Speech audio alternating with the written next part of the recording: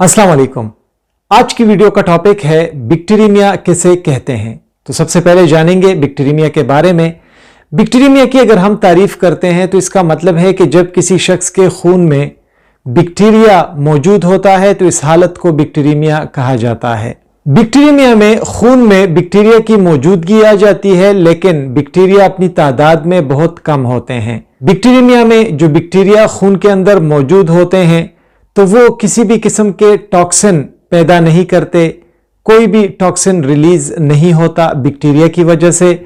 इस बैक्टीरियमिया को इतना खतरनाक तस्वुर नहीं किया जाता और ज़्यादातर मरीजों में बैक्टीरियमिया की वजह से अलामात भी मौजूद नहीं होती। कुछ ऐसे मरीज होते हैं जिनमें बैक्टीरियमिया में जो अलामात हैं तो उसमें बहुत कम बुखार मौजूद होता है। जब बैक्टीरियमिया होता है, खून में बैक्टीरिया आ जाता है तो हमारे जिस्म का जो इम्यून सिस्टम है तो वो बहुत जल्द इस बैक्टीरियमिया को खुद ब खुद ख़त्म कर देता है। बैक्टीरियमिया की एक खासियत ये भी है कि ये अक्सर दवाइयों के बगैर ज़्यादातर मरीजों में ठीक हो जाता है। ज़्यादातर जो बैक्टीरियमिया के केसेस होते हैं तो इसमें ग्राम पॉजिटिव बैक्टीरिया शामिल होते हैं और उनकी वजह से बैक्टीरियमिया अक्सर होता है। ग्राम नेगेटिव बैक्टीरिया की वजह से भी बैक्टीरियमिया होता है, लेकिन ग्राम नेगेटिव बैक्टीरिया उन मरीजों में बैक्टीरियमिया का बायस बनते हैं जो मरीज आईसीयू में होते हैं। बैक्टीरियमिया की वजह से एंडोकार्डाइटिस भी हो सकता है, यानी जो कि इनर लेयर है हार्ट का तो उसमें इन्फ्लामेशन ये कर सकता है। लेकिन उन मरीजों में जो कि नशावर अद्वियात के इस्तेमाल करते हैं और उस नशावर अद्वियात के लिए वो इंजेक्शंस का इस्तेमाल करते हैं तो ऐसे मरीजों में या ऐसे लोगों में फिर ये एंडोकार्डाइटिस भी बना सकता है। वजह के मुतालिक जानते हैं कि किस वजह से जो बैक्टीरियमिया है वो मरीजों में होता है।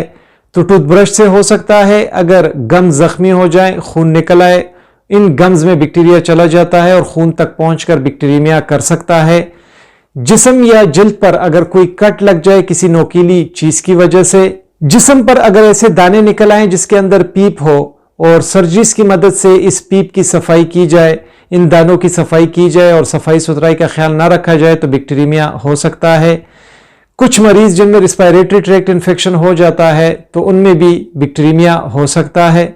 यूरिनरी ट्रैक्ट में जो कैथेटर लगाए जाते हैं या रगों में या शरियानों में जो कैथेटर्स लगाए जाते हैं तो अगर इस दौरान भी सफाई सुथराई का खास ख्याल ना रखा जाए तो ज्यादातर मरीजों में खतरा होता है बैक्टीरियमिया का।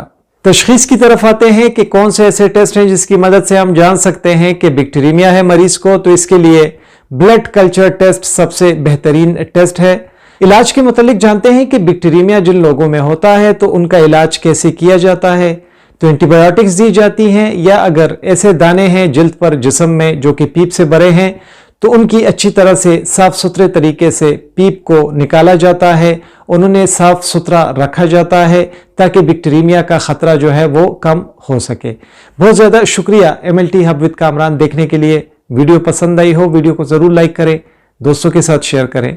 हमारे channel MLT hub with Kamran को सब्सक्राइब करें। अपना ढेर सारा ख्याल रखें। अल्लाह हाफिज़।